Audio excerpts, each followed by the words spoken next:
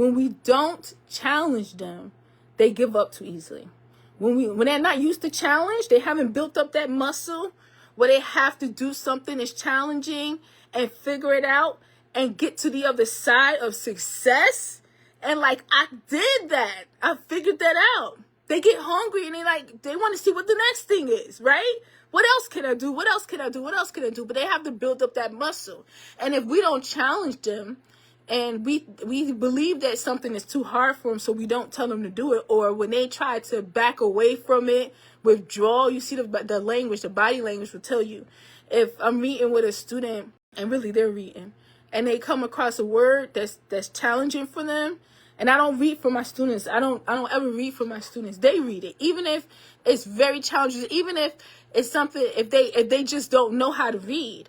I'm going to teach them how to read so they can read that sentence, right?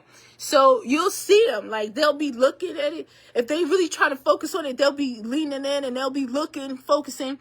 But if they look at it and it's like hard for them and they want to give up, they pull away. Now they back here, right? Their body language will tell you. And then they start looking around, or they might guess. And another thing kids do, you probably notice this at home with homework, is I gotta use the bathroom, or they start moving around in their chairs, or they start hanging upside down in their chairs, or they say, I don't know how to do this, I can't do this. Some kids even write down wrong answers on purpose, all so that mom could stop what she's doing and come over and sit next to them and make them do it. If moms feel I have to stay right next to them or it won't get done, as soon as I walk away, they get distracted and they fall apart. You know what I mean? And then they won't do it. I have to be there. We have to understand that you're thinking that and they're thinking that too. So when they have to do it, and the same thing in school with teachers, right?